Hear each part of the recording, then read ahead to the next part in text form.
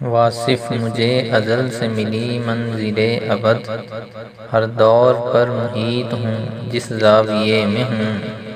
محترم سامعین، یہ سلسلہ کلام حضرت واصف علی واصف علیہ الرحمہ کی گفتگو پر مشتمل ہے، جس میں آپ رحمۃ اللہ تعالی علیہ نے مختلف سوالات کے جوابات ارشاد فرمائے۔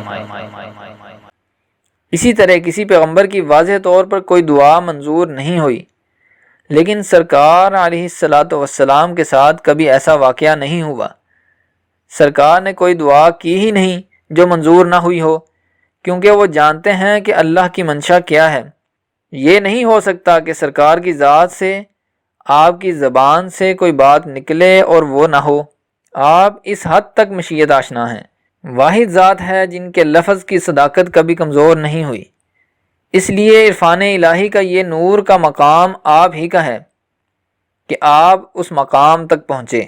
باقیوں نے اللہ کریم کا جلوہ دنیا میں دیکھا، آپ نے جلوہ سے ذات تک رسائی کی۔ باقیوں نے ذات کا جلوہ دیکھا، آپ نے جلوے والی ذات دیکھی کہ واحد ذات آپ ہیں کہ باقی جلوے دیکھتے رہے۔ ظاہر جلوے جیسے بھی ہیں اللہ کے، اور آپ نے جلوے والی ذات کا دیدار کیا۔ اس لیے یہ واحد آپ صلی اللہ علیہ وسلم کی ذات گرامی ہے کہ جو اس مقام تک پہنچی، اس لیے آپ جانتے ہیں اور ہم مانتے ہیں۔ کس طرح پردہ اٹھائے گا کوئی اس راز سے، بے خبر جبریل تک ہے آپ کی پرواز سے۔ آپ کی ذات گرامی ہر بلندی سے بلند، پس ہر آواز کا قد آپ کی آواز سے۔ بس یہی ایک واحد ذات ہے کہ اللہ کریم کا ارشاد ہے کہ اپنی آوازوں کو آپ صلی اللہ علیہ وسلم کی آواز سے مدھم رکھنا، ورنہ اعمال ضائع ہو جائیں گے۔ یعنی کہ آواز بھی اونچی نہیں نکالنی آپ کے سامنے۔ تو یہ مقام صرف آپ کا ہی مقام ہے۔ آپ کا عرفان ہے کہ رب کو پہچاننے کے لیے نفس کی پہچان کرو۔ اس طرح رب کو پہچاننا آسان ہے، تو اللہ کی پہچان اللہ کی اطاعت ہی ہوتی ہے۔ سب کے لیے یہ جاننا کوئی لازمی بھی نہیں ہے کہ نفس کیا ہے، روح کیا ہے اور نور کیا ہے۔ یہ سب کے لیے ضروری نہیں ہے، لیکن جن کے لیے ضروری ہے ان کے لیے بہت ضروری ہے۔ مقصد یہ ہے کہ یہ دعوت عام اوپن نہیں کرتے کہ وہ لوگ آئیں اور ہم یہ سمجھائیں کہ کیا چیز ہے کیا چیز نہیں ہے، غور کسے کہتے ہیں اور یہ واقعات کیا ہیں۔ یہ ہر ایک آدمی کے لیے ضروری نہیں ہے۔ جس کی مسائل پر نگاہ ہو یا گردش لیل و نہار پر نگاہ ہو، یہ ان کے مسائل ہوتے ہیں، تو صاحبان ذکر ہیں۔ اگر ذکر میں کچھ دھاگا ٹوٹ گیا تو وہ دھاگا تم جوڑ لو۔ تو ذکر جو ہے یہ مذکورہ کا قرب ہے۔ عین ممکن ہے کہ آدمی ذاکر ہو، ورد جاری ہو اور اس سے غلطی ہو جائے، اس لیے کہ اس کا تصور صفات کا ہے، ذات کا تصور نہیں ہے۔ اس لیے ذکر کے اندر گم رہنے والے انسان ضروری نہیں کہ جلوے سے آشنا ہو۔ ذکر کرنے والے بے شمار سائل، فقیر، مانگنے والے ہوتے ہیں۔ ورد جاری ہوتا ہے، ذکر کرتے جا رہے ہیں، مانگتے چلے جاتے ہیں۔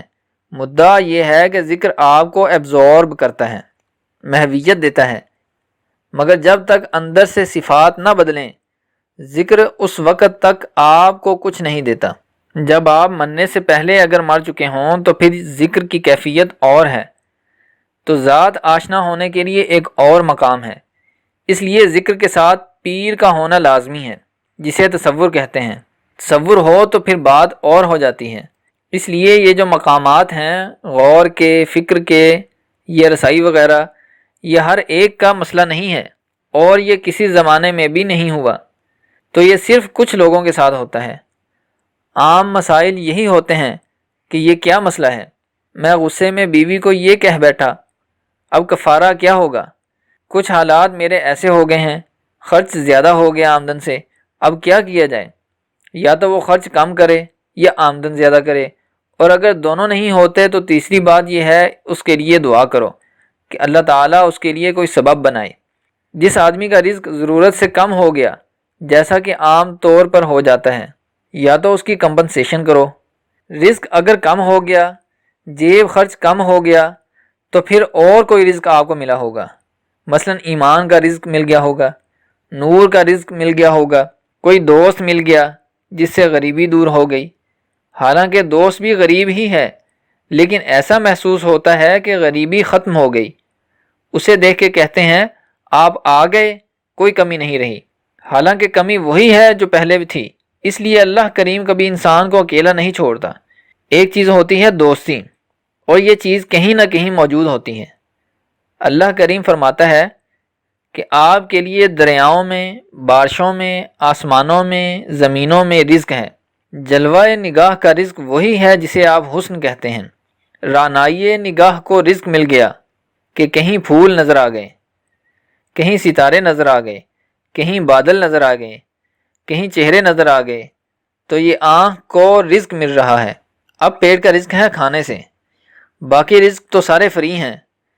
تو ایک رزق میں اتنا شور مچاتے جا رہے ہیں کہ رزق نہیں ملتا جی۔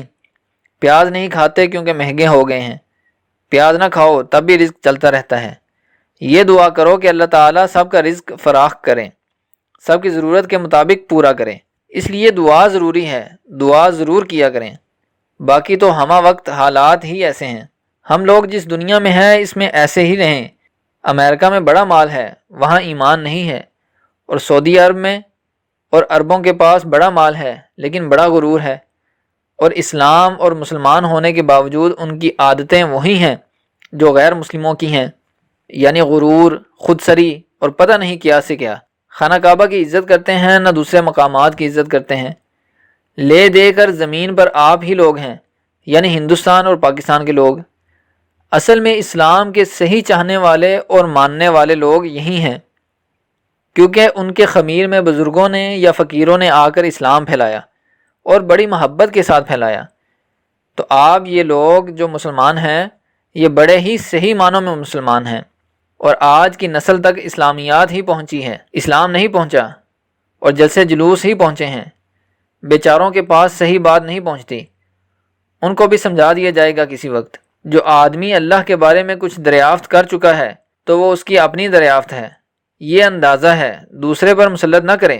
اللہ کریم نے جس کو بادشاہی دی ہے اسے دی ہے، تو پھر آگے سے ہم یہ کہہ سکتے ہیں کہ اللہ جس سے چاہتا ہے لے بھی لیتا ہے، کیونکہ بادشاہ اگر یہ کہتا ہے کہ اللہ جس کو چاہے دیتا ہے، تو پھر عوام یہ کہتے ہیں کہ اللہ جس سے چاہتا ہے لے بھی لیتا ہے۔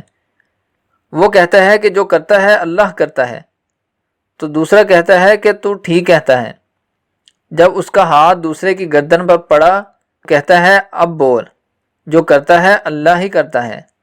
تو کمزور آدمی یہ نہیں کہتا کہ جو کرتا ہے اللہ ہی کرتا ہے، طاقتور یہی کہتا ہے کہ یہ اللہ کی مرضی ہے جو کچھ ہو رہا ہے۔ کمزور آدمی کا اگر بس چلا تو طاقتور کو اڑا دے گا۔ اس لیے یہ امیروں اور غریبوں کے اور حوالے ہیں۔ پھر بھی اس کے باوجود پاکستان میں محبت کے ساتھ عبادت کرنے والے لوگ اسلام میں کچھ ضرور ملیں گے۔ پاکستان کے اندر غور کر لو، شہروں میں شہر لاہور ہی سب سے اچھا ہے، فقیروں میں بھی سب سے بڑا فقیر ادھر ہی ہے، داتا صاحب رحمۃ اللہ تعالی علیہ بھی ہیں۔ آپ خود ہی ادھر ادھر دیکھ لو، آپ خود ہی اچھے ہو، اپنے آپ کی قدر کرو کہ آپ اچھے زمانے میں موجود ہو، آپ اچھی عبادتیں کر رہے ہو، اچھا سوچ رہے ہو۔ یہ زمانہ جب کہ غریب الوطنی کا زمانہ ہے، فکر کا زمانہ ہے، تفکرات کا زمانہ ہے، کھانے میں فیض نہیں ہے، پیسے کمزور ہیں چاہے جتنے بھی ہوں، وفا نہیں ہے، ساتھی نہیں ہے، بچے گستاخ ہیں، بیویاں کہنا نہیں مانتی ہیں تو پھر منواتی رہتی ہیں، خرچے زیادہ، آمدن کم، بڑی پریشانی کا زمانہ ہے۔ اس کے اندر اگر آپ اسلام اور محبت کی بات کر رہے ہو تو بڑی بات ہے، ورنہ یہ تو پریشانی کا زمانہ ہے۔ ورنہ جو اخبار پڑھتا ہے وہ اخبار کی قیمت ادا نہیں کر سکتا، کیونکہ مہنگائی کا زمانہ ہے، مہنگی ہے ہر چیز۔ آپ کی ساری آمدن میں سے پانی والا بل لے جائے گا، واٹر والا بل لے جائے گا، سوئی گیس والے لے جائیں گے، بس بل ہی چلے جائیں گے، بچے گا کچھ نہیں۔ اندازہ لگاؤ کہ آپ کی آمدن میں ڈاکٹر بھی شامل ہو گیا، خوراک تو خوراک ہے، دوائی بھی کھانی پڑ رہی ہے، گویا کہ خوراک کی بجائے دوائیاں کھانی پڑ رہی ہیں۔ فکر پیدا ہو گیا، مجبوریاں ایسی آ گئی ہیں کہ بڑی ہی مجبوریاں ہیں، گمراہی کے مضمون ہیں ہر طرف۔ جن لوگوں نے غیب کے ساتھ اللہ کو مانا اور ڈرنے والے ہیں ان لوگوں کے لیے مغفرت ہے۔ یہ بات یاد رکھیں کہ آپ کے پاس اللہ کریم کا بہت سارا رزق نہیں آیا، منی آرڈر نہیں آیا، لیکن پھر بھی آپ ڈرتے ہیں، مانتے ہیں۔ یہ مبارک ہو، اللہ کریم آپ کے حالات میں بہتری کرے، آپ کو بھی آسانیاں عطا ہوں۔ یہ تو میں نہیں کہتا کہ آپ کے گھر سے تیل نکلے، لیکن یہ کہ مال تو آنا چاہیے۔ ایک آدھ بچہ باہر چلا جائے یا گھر بیٹھے مل جائے تب بھی ٹھیک ہے۔ ضرور تم نے بچہ باہر بھیجنا ہے، جدائیاں کیا کرنی ہیں، اللہ سبب بنانے والا ہے۔ میں یہ کہہ رہا ہوں کہ ہر چیز ہر ایک کے لیے نہیں ہے، لیکن جن کے لیے ہے ان کے لیے بہت ضروری ہے، اس لیے اس کا پیرامیٹر بنانا بہت ضروری ہے۔ یہ خیال بڑا عرصہ بہت سے بڑے لوگ تلاش کرتے رہے ہیں۔ اللہ نے مہربانی کی ہے کہ آپ کو بیٹھے بٹھائے بات مل گئی ہے۔ تاریخ میں بہت کم بلکہ چند مقام پر یہ بات آئی ہے جب کہا جائے کہ سوال کرو، ورنہ عام طور پر ایسا نہیں ہوا، ورنہ سوال تو بتاتے ہیں لوگ کہ سوال کرنا ہے، یہاں ایسا نہیں ہے۔